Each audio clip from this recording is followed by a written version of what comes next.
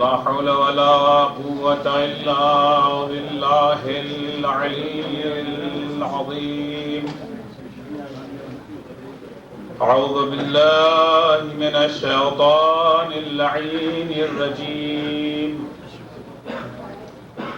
بسم الله الرحمن الرحيم. الحمد لله والصلاة والسلام على رسول الله وعلى آله آل الله، لا سيما بقية الله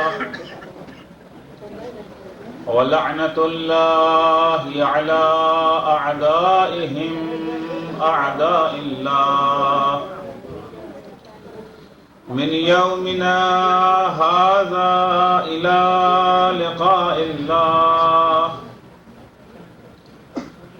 أما بعد فقد قال الله: قل يا عبادي الذين أسرفوا على أنفسهم لا تقنطوا من رحمة الله فإن الله يغفر الذنوب جميعا. اللهم صل على محمد وآل محمد. خالق کائنات نا امیدی کے اندھیرے میں شمع امید روشن کرتے ہوئے ارشاد فرماتا ہے: پیغمبر میرے بندوں سے کہہ دیجئے، قل یا عبادی الذین اسرفوا علی انفسہم، میرے ان بندوں سے جن بندوں نے گناہ کر کے ظلم کیا ہے اپنے اوپر، لا تقنطوا من رحمت اللہ، اللہ کی رحمت سے مایوس نہ ہو، فإن اللہ یغفر الذنوب جميعا، خدا سارے گناہوں کو بخش سکتا ہے۔ گزشتہ تقریروں میں نے یہ عرض کیا تھا کہ جب انسان کے دل میں محبت اہل بیت آ جاتی ہے، محبت علی آ جاتی ہے، تو اس کے ساتھ عمل خود بخود آتا ہے۔ مثال میں نے دی تھی کہ اگر کرنٹ آ رہا ہے، اگر پاور ہے تو روشنی بھی ہوگی۔ البتہ کبھی کبھی ٹیوب لائٹ کے اوپر دھول جم جاتی ہے، گندگی جم جاتی ہے، کوئی کالا کاغذ اس کے اوپر لپیٹ دیا جاتا ہے، تو کرنٹ ہونے کے باوجود روشنی ظاہر نہیں ہو پاتی۔ روشنی ہے لیکن روشنی کو ظاہر ہونے کا موقع نہیں ملتا۔ لیکن اگر دوبارہ اسی ٹیوب لائٹ کو صاف کر دیا جائے، جھاڑ پوچھ دیا جائے، اس کالے کاغذ کو ہٹا دیا جائے، تو پھر وہی روشنی، جگمگاتی ہوئی روشنی سامنے آ جائے گی۔ چنانچہ میں نے مثالیں بھی آپ کی خدمت میں پیش کی کہ بہت سے ایسے افراد تھے جن کے دل میں ولائے محمد و آل محمد تھی، کبھی کبھی ان سے لغزشیں بھی ہو جاتی تھیں، لیکن وہ فوراً توبہ کر کے اس سیاہی کو، اس دھول کو صاف کر دیا۔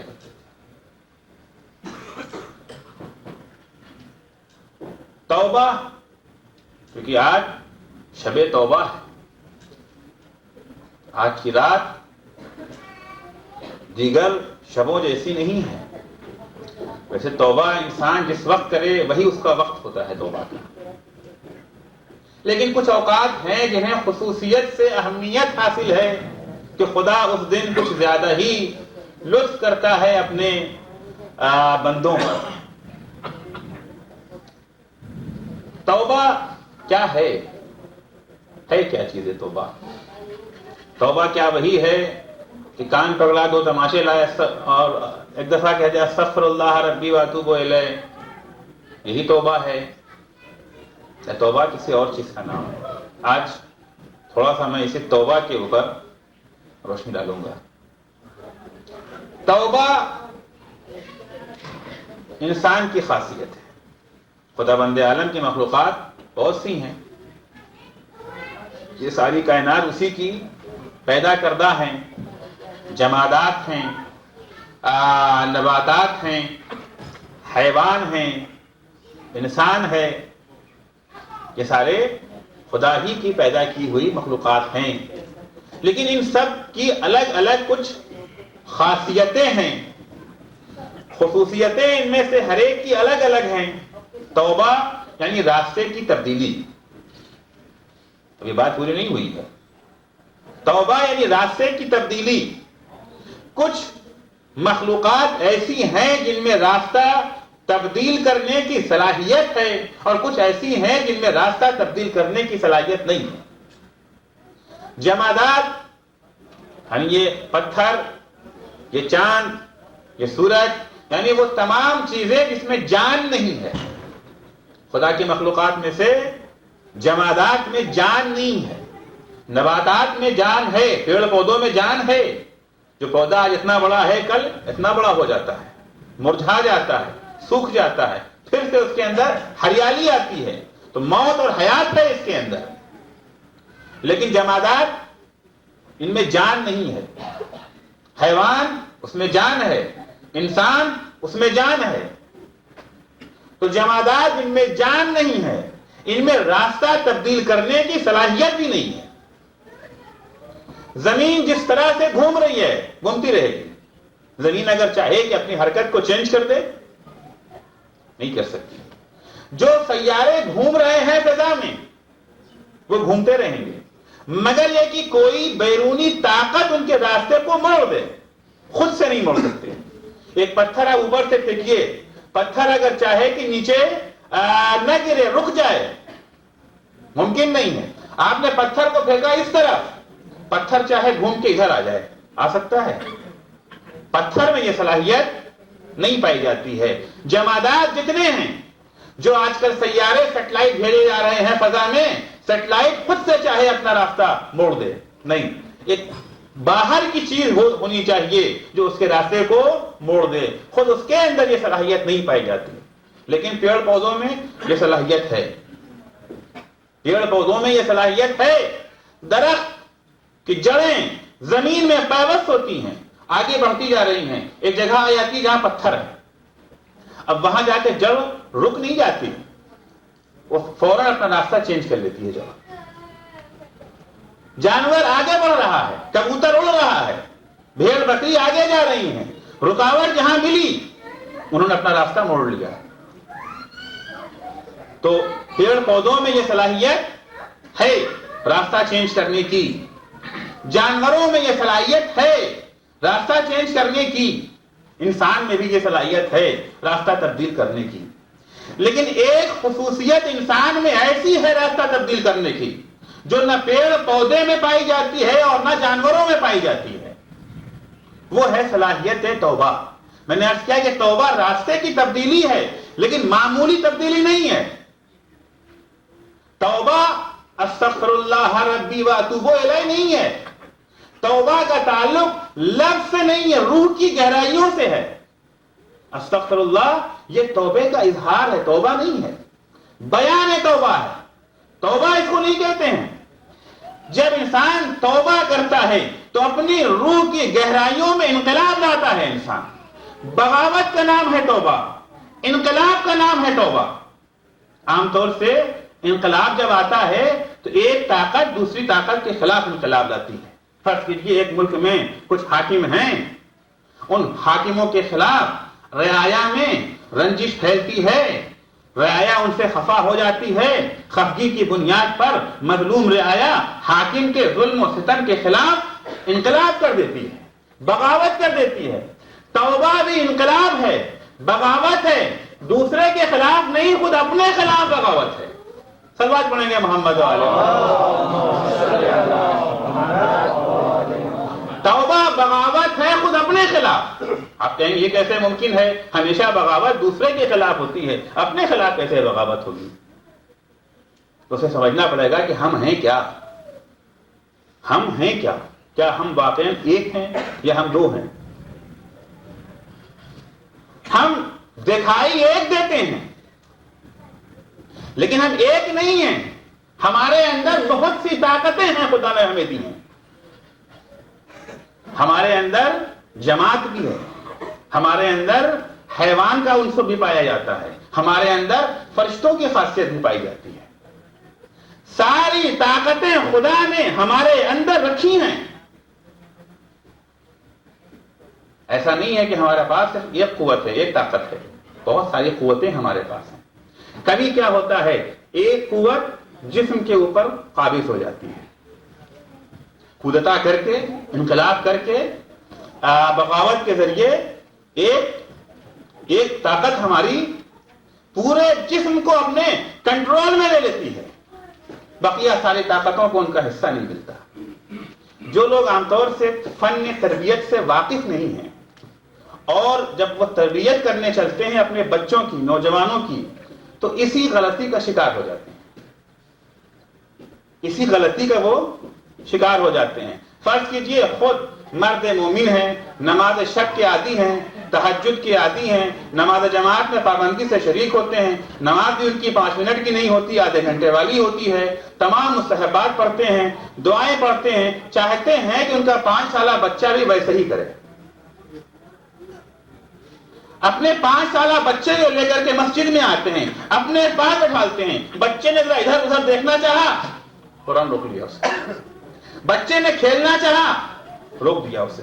بچہ اپنے ہمجولیوں کو، اپنے ساتھیوں کو دیکھ کر کے ان کے ساتھ بھاگنا چاہتا ہے، دوڑنا چاہتا ہے، اس کو روک دیا۔ بچے کا کھیلنا، بچے کا بھاگنا اس کا حق ہے۔ انرجی جو خدا بند عالم نے اس کے جسم میں جمع کی ہے، اکٹھا کی ہے، وہ بغیر کھیلے ہوئے، بغیر دوڑے ہوئے اس کا استعمال نہیں ہو پائے گا، اور اگر اس انرجی کا استعمال نہ ہوا تو مختلف امراض کا شکار ہو جائے گا بچہ۔ نہیں، تمام مصلحتوں کو بھلا کر کے اپنی رائے کے تحت بچے کو چاہا جیسا میں کرتا ہوں ایسا تو بھی کر۔ بچہ ہے، مجبور ہے، کرے تو کیا کرے؟ بچہ مجبور ہے، کرے بھی تو کیا کرے؟ شاید یہاں کے بچے سنا مجبور نہیں ہیں، لیکن ہمارے یہاں کے بچے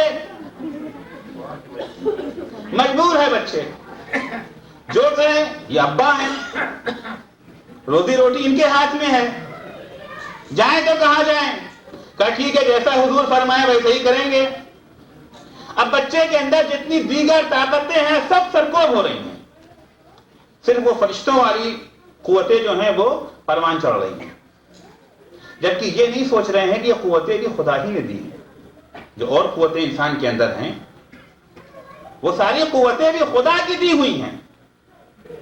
ہم سمجھ رہے ہیں ایک دہن ہے ہمارے پاس، ایک منہ ہے ہمارے پاس، ایک دہن نہیں ہے، سینکڑوں دہن ہے ہمارے پاس، ہر ایک کو اس کی خوراک ملنا ضروری ہے۔ مصلحت خدا کی ہے، اس نے مختلف قوتیں دی ہیں، جیسے ایک گھر میں گھوڑا بھی ہوتا ہے، کتا بھی ہوتا ہے، گدھا بھی ہوتا ہے، ہر ایک کا الگ الگ فائدہ ہے۔ کتے کو رکھا پاسداری کے لیے، پاسبانی کے لیے، چور ڈاکو اگر حملہ کرے تو کم سے کم کتا خبر کر دے گا۔ گھوڑا موجود ہے سواری کے لیے، گدھا موجود ہے مال ڈھونے کے لیے۔ آپ نے کھانا تو ہم فقط گھوڑے کو دیں گے بس۔ کتا ناپاک، اسے کون کھانا دے گا؟ اگر کھانا اسے نہ دیں گے تو کتے والا کام کون کرے گا؟ تو خدا نے جتنی قوتیں ہمارے جسم کے اندر رکھی ہیں، ہر ایک کا ایک فلسفہ ہے، اور ہر ایک کو اس کی غذا ملنا ضروری ہے۔ آپ نے غفلت برتی، بچے پہ جبر کیا، دیکھنے والے دیکھنے کیا دیندار بچہ ہے، 5 سالہ بچہ ہے، ماشاءاللہ نماز عشاء پڑھتا ہے. کھیلنا تو دور کی بات، ہر جگہ اس کی تعریف ہو رہی ہے، جو دیکھتا ہے اس کے سر پہ ہاتھ کرتا ہے، ماشاءاللہ کیا اچھا بچہ ہے، ماشاءاللہ کیا اچھا بچہ ہے. لیکن جب یہی بچہ جوان ہوتا ہے اور باپ کے اقتدار سے باہر نکلا اور ذرا سا غلط دوستوں کے ہتھے چڑھ گیا، معمولی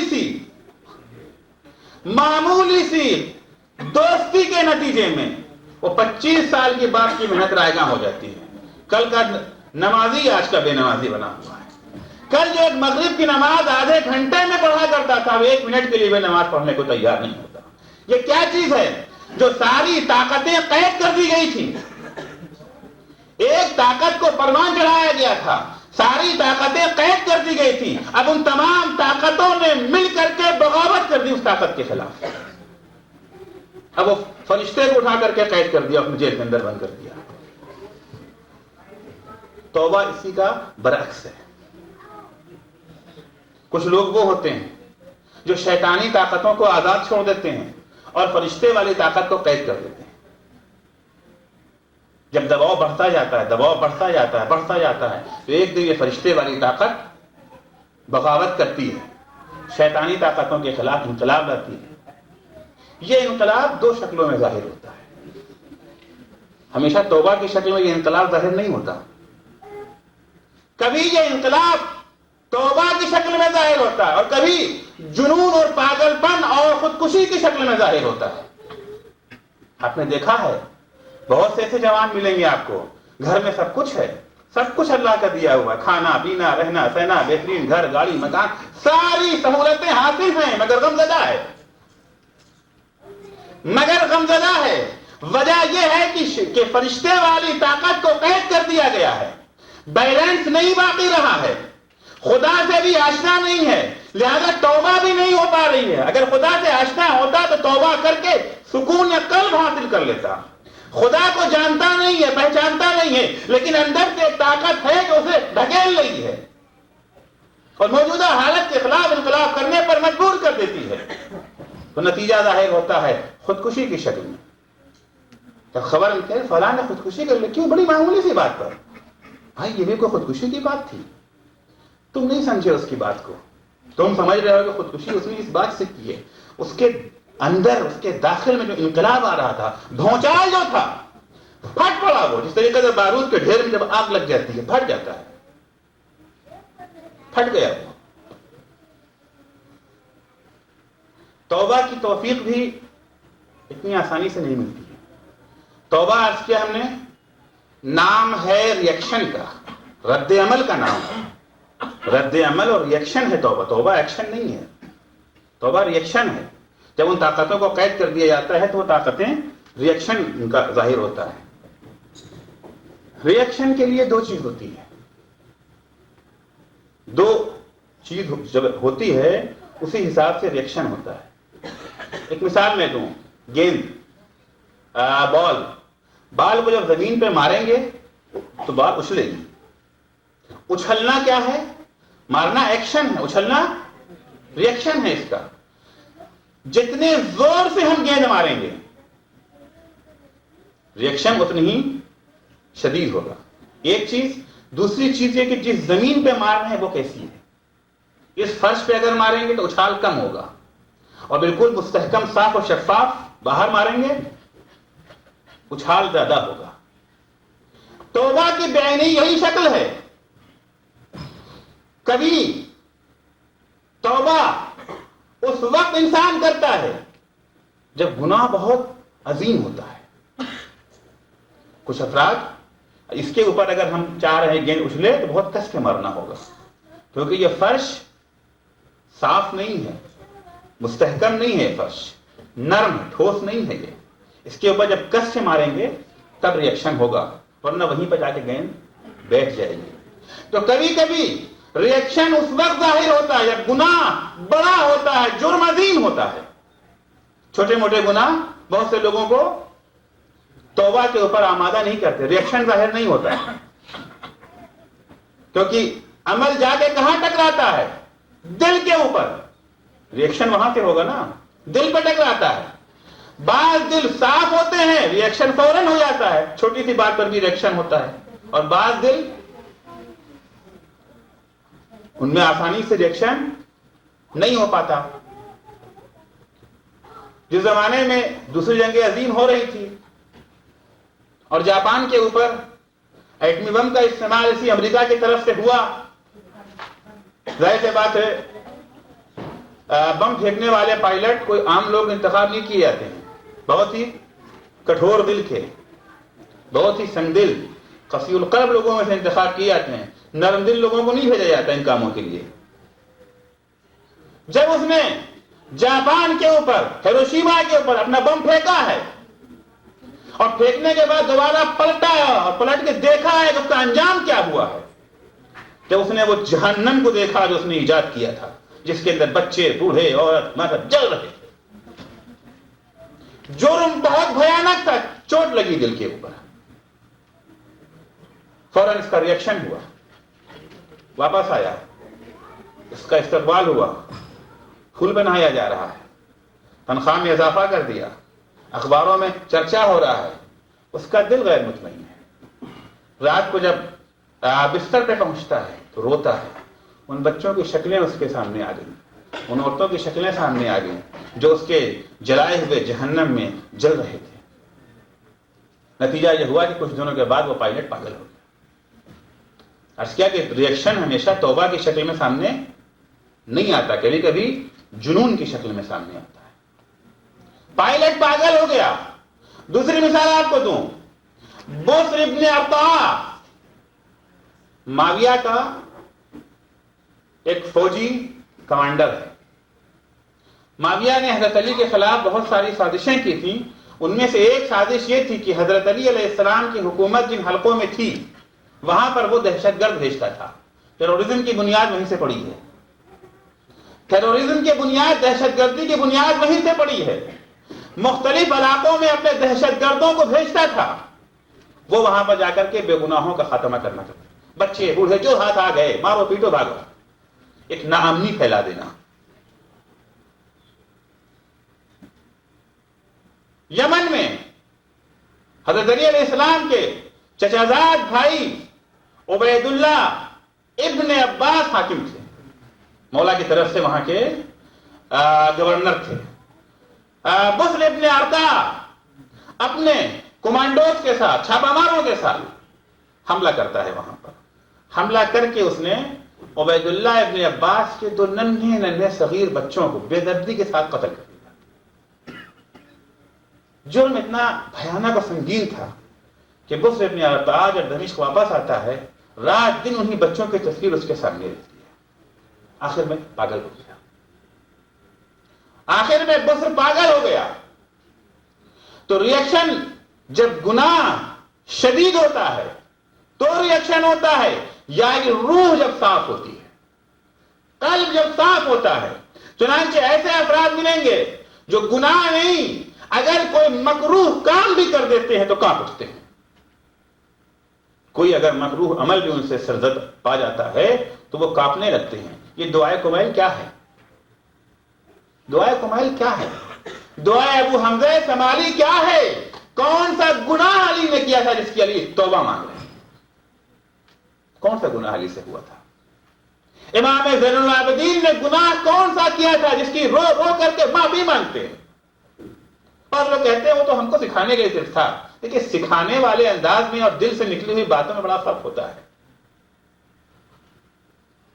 امام زین العابدین علیہ السلام جب دعا پڑھتے تھے ابو حمزہ سمالی ان کی آنکھوں سے مسلسل آنسو جاری رہتا تھا. آپ دعائے عرفہ اٹھا کے دیکھیں، امام حسین علیہ السلام جب میدان عرفہ میں سورج کی تپش میں اس دعا کو پڑھتے تھے، ایک لہجے کے لیے آنسو رکتا نہیں تھا. یہ کون سی چیز ہے؟ کن ناکردہ گناہوں کی معافی مانگ رہے ہیں حسین. معصوم ہیں، صاحب عصمت ہیں، لیکن نہیں، دل صاف ہے، قلب صاف ہے، ہلکا سا غبار بھی پسند نہیں ہے. ایک مثال دو میں آپ کے سامنے. ایک پارک ہے، شفاف ہوا، صاف ہوا، جہاں ہم جا کر کے سانس لینے میں لطف محسوس کرتے ہیں، لذت ملتی ہے، پسند ہے کہ وہاں جا کے صبح صبح سانس لیا کرے. ہمارے خیال میں وہ ہوا بالکل صاف اور شفاف ہے، صاف اور شفاف ہوا ہے. لیکن اسی پارک کے اندر ایک آئینہ لا کے رکھ دیجیے، اسی پارک میں صاف اور شفاف آئینہ لا کے رکھ دیجیے. 1 گھنٹے بعد دیکھیے اس آئینے کو، کتنی گرد جمع ہوتی ہے اس آئینے کے اوپر. لیکن ہمارا سیاہ لباس، سیاہ کپڑا، اس میں کوئی دھبا نہیں آئے گا. لیکن آئینے کے اوپر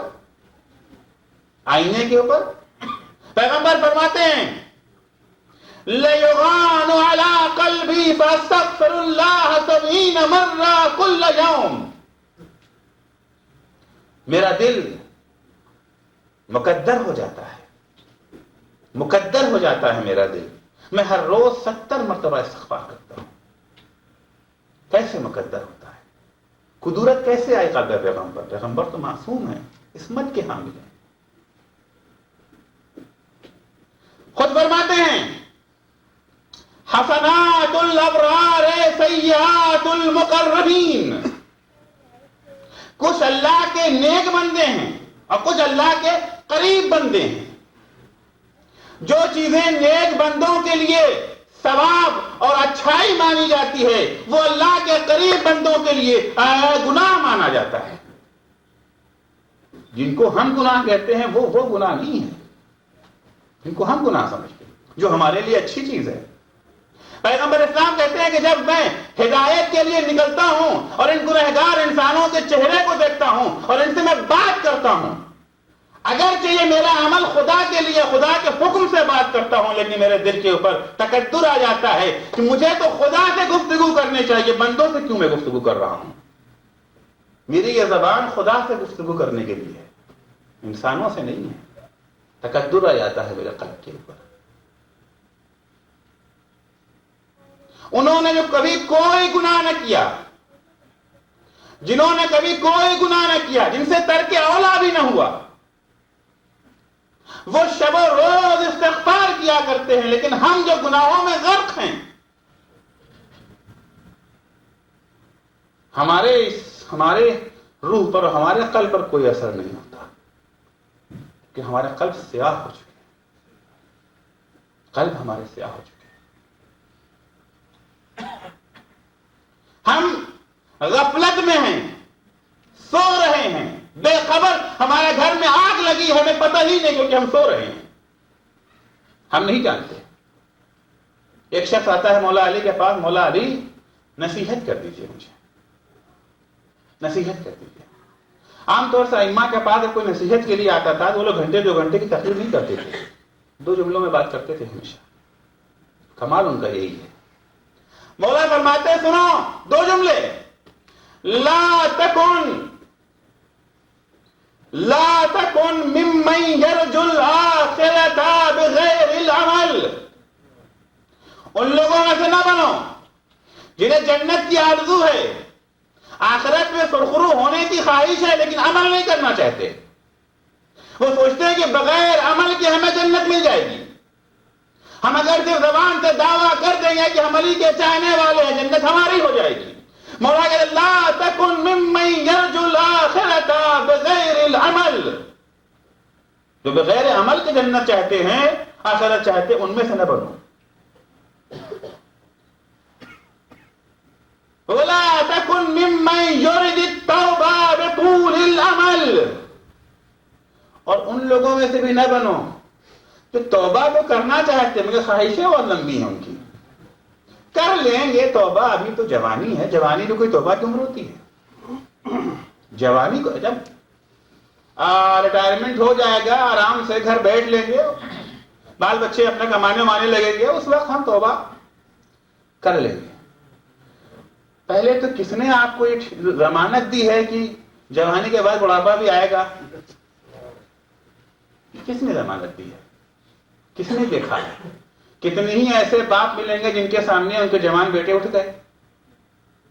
کس نے آپ کو یہ اطمینان دے دیا ہے کہ آپ کی عمر 60 70 سال کی ہوگی ہی؟ خدا نے کسی کی عمر تو معین کر کے اعلان تو کیا نہیں ہے. اور اس کے علاوہ توبہ جتنی آسانی سے جوانی میں ہو سکتی ہے بڑھاپے میں نہیں ہو سکتی. جو پودا ابھی چھوٹا ہے جس کی شاخیں ابھی نرم ہیں اس کو سیدھا کرنا آسان ہوتا ہے. تناور درخت ہو گیا اسے اگر چاہیں گے سیدھا کرنا سیدھا کر سکتے ہیں, بہت مشکل ہے. مولانا روم مثنوی میں اپنی کہتے ہیں کہ ایک شخص تھا جس نے کانٹے بوئے تھے, کانٹے کا پودا لگا دیا راستے میں. لوگ اس سے کہتے ہیں بھائی یہ کیا ہے, اس کو ہٹا دو, اکھاڑ دو. کہتا تھا کہ اکھاڑ دیں گے, کیا جلدی کیا ہے, ہٹا دیں گے, کانٹا ہی تو ہے, ایک ذرا سا اشارہ کریں گے اکھڑ جائے گا, ہٹا دیں گے. ہوتے ہوتے ہوتے کانٹے کا درخت تناور ہوتا گیا, مضبوط سے مضبوط تر ہوتا گیا. جڑیں اس کی پھیلتی گئیں, کانٹے اس کے تیز سے تیز تر ہوتے گئے, اور کانٹا لگانے والا دن بدن بوڑھا ہوتا گیا, طاقتیں اس کی گھٹتی گئیں. اب جب بڑھاپے میں چاہتا ہے اس درخت کو اکھاڑنا تو درخت طاقتور ہو چکا ہے, اس کی طاقتیں کم ہو چکی ہیں. جس درخت کو, جس پودے کو جس وقت لگایا تھا اس وقت اگر اکھاڑ دیتا تو انگلی کے اشارے سے اکھڑ سکتا ہے. مولانا روم وہیں سے کہتے ہیں کہ گناہ کی بھی یہی حال ہے. جوانی میں توبہ بہت آسان ہے, ارادہ مضبوط ہوتا ہے جوانی میں, استحکام ہے, ابھی گناہوں کا بوجھ نہیں ہوا ہے, ابھی ٹیوب لائٹ پر فقط گرد و غبار جمع ہے, ابھی سیاہی نہیں آئی ہے اس کے اوپر, ہلکی سے پھونک سے وہ جو ہے صاف ہو جائے گا. لیکن جیسے جیسے سیاہی بڑھتی جائے گی صاف کرنا مشکل ہوتا جائے گا, ہاتھ کی طاقتیں کم سے کم تر ہوتی جائیں گی. تو مولا فرماتے ہیں لا تکن ممن یرید التوبہ بطول العمل. ایک جگہ پر ہے عمل عین سے, ایک جگہ پر عمل الف سے. عمل ہے, اور عمل یہ آرزو, امیدیں, خواہشات لمبی ہیں, کر لیں گے.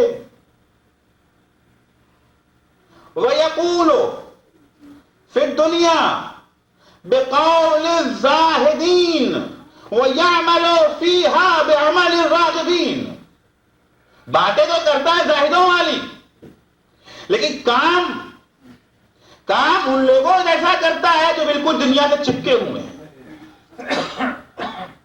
4 جملے بس ہیں مولا کی.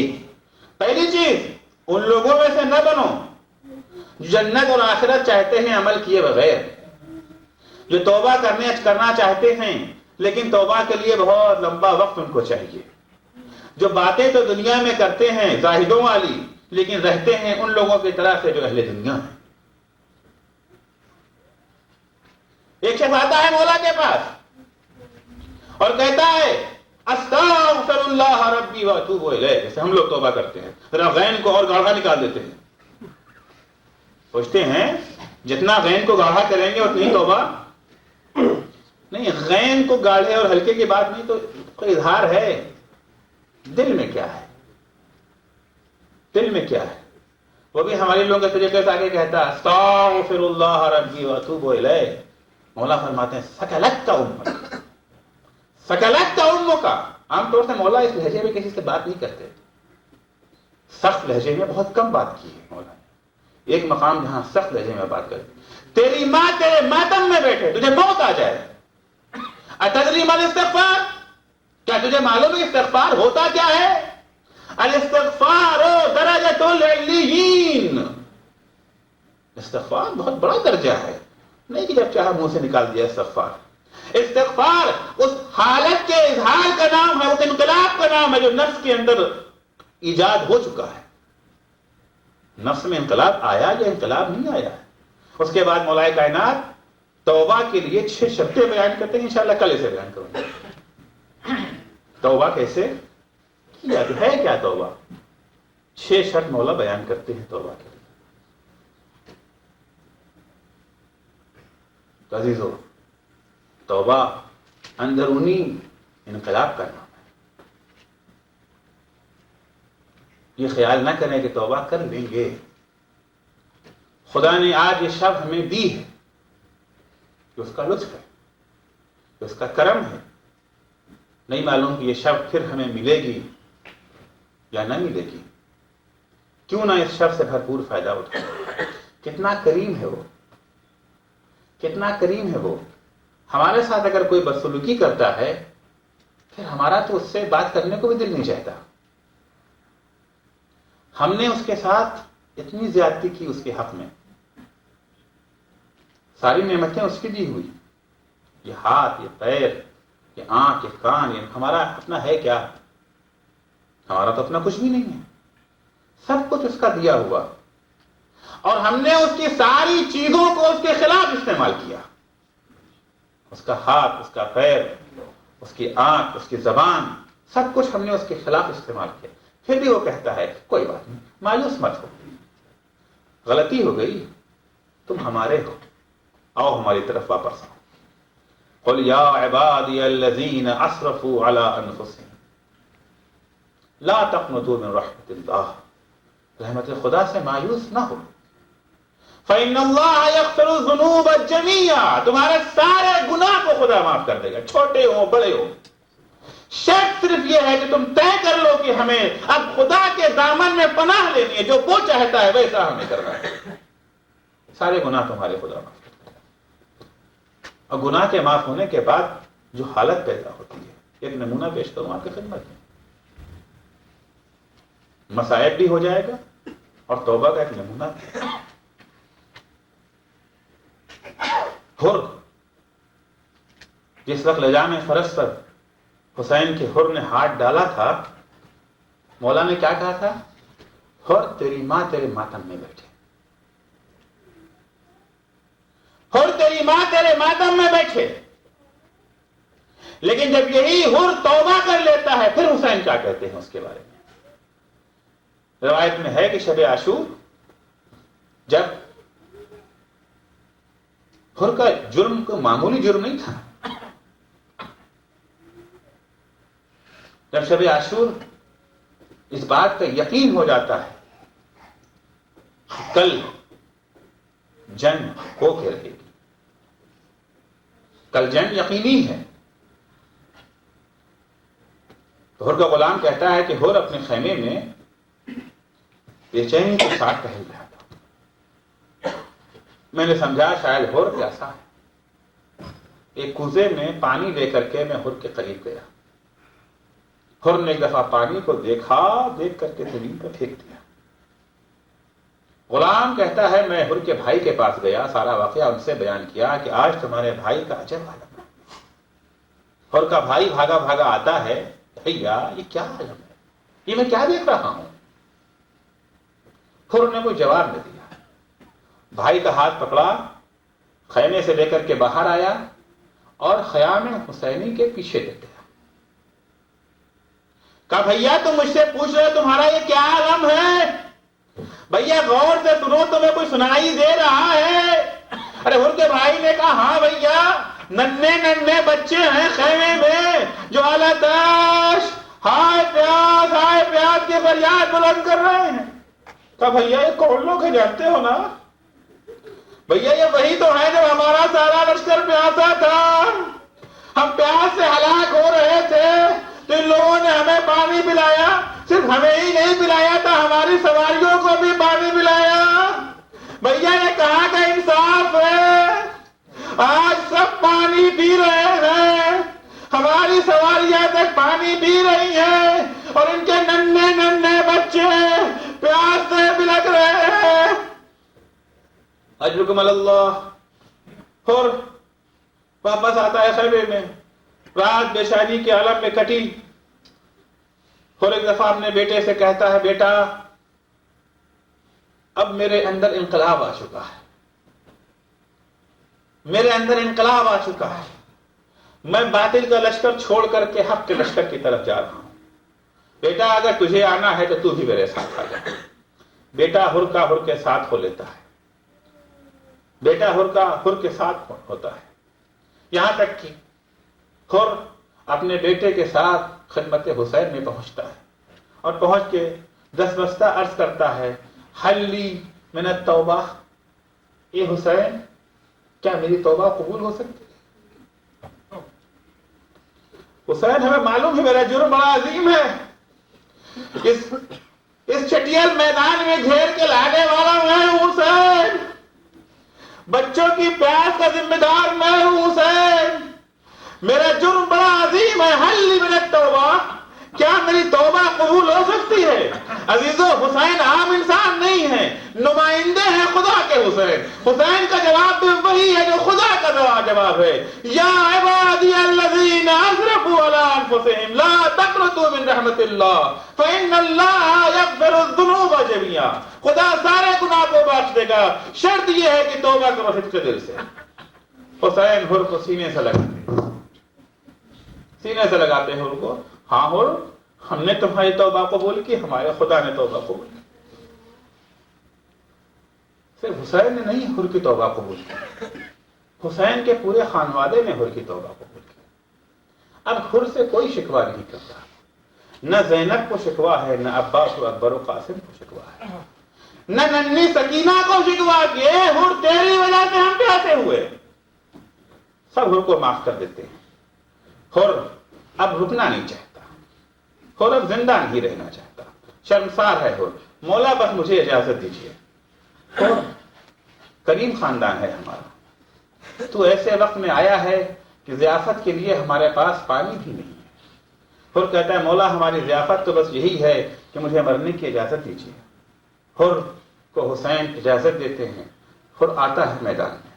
بس ایک جملہ یعنی یہ بتانا ہے کہ جب حر نے گناہ کیا تھا تو حسین نے کہا تیری ماں تیرے ماتم میں بیٹھے، لیکن جب حر توبہ کر لیتا ہے تو حسین کیا کہتے ہیں؟